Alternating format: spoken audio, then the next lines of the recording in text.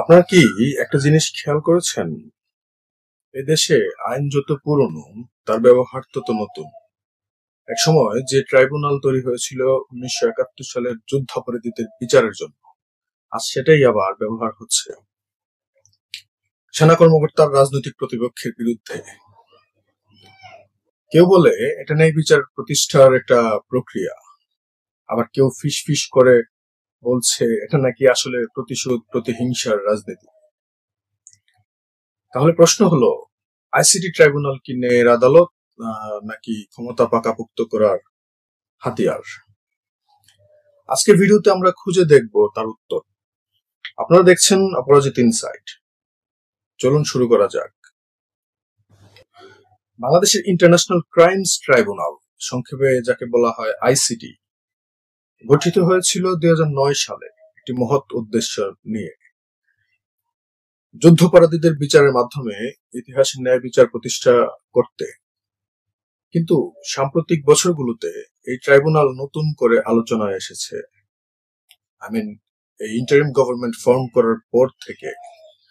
কারণ যুদ্ধাপরাধ নয়, এবার এখানে তোলা হচ্ছে রাষ্ট্রদ্রোহ, মানবতা বিরোধী অপরাধ, এমনকি সেনা অফিসারদের বিরুদ্ধে মামলা। আইনজীবীরা বলছেন এই ট্রাইব্যুনালের জুরিসডিকশন অর্থাৎ বিচার করার ক্ষমতা শুধুমাত্র 1971 সালের অপরাধের ক্ষেত্রেই সীমাবদ্ধ ছিল। তাহলে 2025 সালে একজন অবসরপ্রাপ্ত কর্নেল বা রাজনৈতিক কর্মীর মামলা কিভাবে একই আদালতে বিচার হচ্ছে?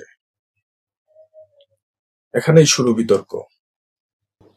আইনের ভাষায় যাকে বলে রেট্রোঅ্যাক্টিভ অ্যাপ্লিকেশন, অর্থাৎ কোনো আইনকে পেছনের তারিখে প্রযোজ্য করা, এটা সাধারণত আনকনস্টিটিউশনাল বা অসাংবিধানিক বলে গণ্য হয়। সংবিধানের 35 অনুচ্ছেদে বলা আছে, কোনো ব্যক্তিকে এমন কোনো অপরাধে দণ্ড দেওয়া যাবে না যা অপরাধ সংগঠনের সময় আইনে অপরাধ হিসেবে গণ্য ছিল না। তাহলে যদি আইসিটি আইন 2009 সালে প্রণীত হয়, আর কেউ যদি 2023 সালে বা 2024 সালে কোনো বক্তব্য বা কার্যকলাপের জন্য অভিযুক্ত হন, সেটি কিভাবে যুদ্ধাপরাধ ট্রাইব্যুনালে বিচার হবে বা হচ্ছে? আইন বিশেষজ্ঞরা বলছেন এটা আসলে একটা লিগ্যাল লুপহোল, যেখানে আইন নয়, আইনের ব্যবহারটাই হচ্ছে মূল অস্ত্র। আর এখানেই তৈরি হচ্ছে প্রশ্ন, বিচার হচ্ছে নাকি বিচার ব্যবস্থাকে ব্যবহার করা হচ্ছে?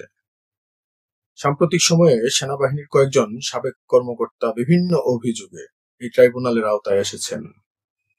অন্যদিকে আওয়ামী লীগ তথা বিরোধী দলীয় নেতাদের বিরুদ্ধেও মানবতা বিরোধী অপরাধের মামলা পুনরুজ্জীবিত করা হচ্ছে। সরকারের পক্ষ থেকে বলা হচ্ছে, আইনের চোখে সবাই সমান, কোনো অপরাধীকে ছাড় দেওয়া হবে না।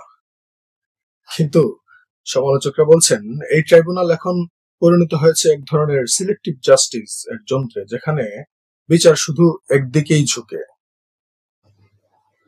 এখানে সেনাবাহিনী হয়ে উঠছে রাজনৈতিক বার্তার বাহক, বিরোধী নেতারা হয়ে উঠছেন উদাহরণ, আর ট্রাইব্যুনাল হচ্ছে সেই স্টেজ যেখানে ন্যায়ের ভাষায় ক্ষমতার নাটক মঞ্চস্থ হচ্ছে। এই ট্রাইব্যুনালের সাম্প্রতিক পদক্ষেপ শুধু একজন অভিযুক্তের বিষয় নয়, এটা আসলে এক নতুন বার্তা।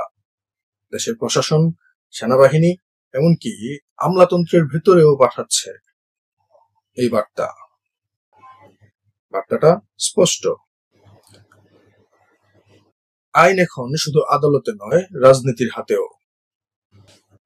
এবং যখন আইন হয়ে ওঠে রাজনৈতিক বার্তা বহনের মাধ্যম, তখন নাগরিক নিরাপত্তা আর আইনের শাসনের মধ্যে সীমারেখা দিন দিন ঝাপসা হয়ে যায়।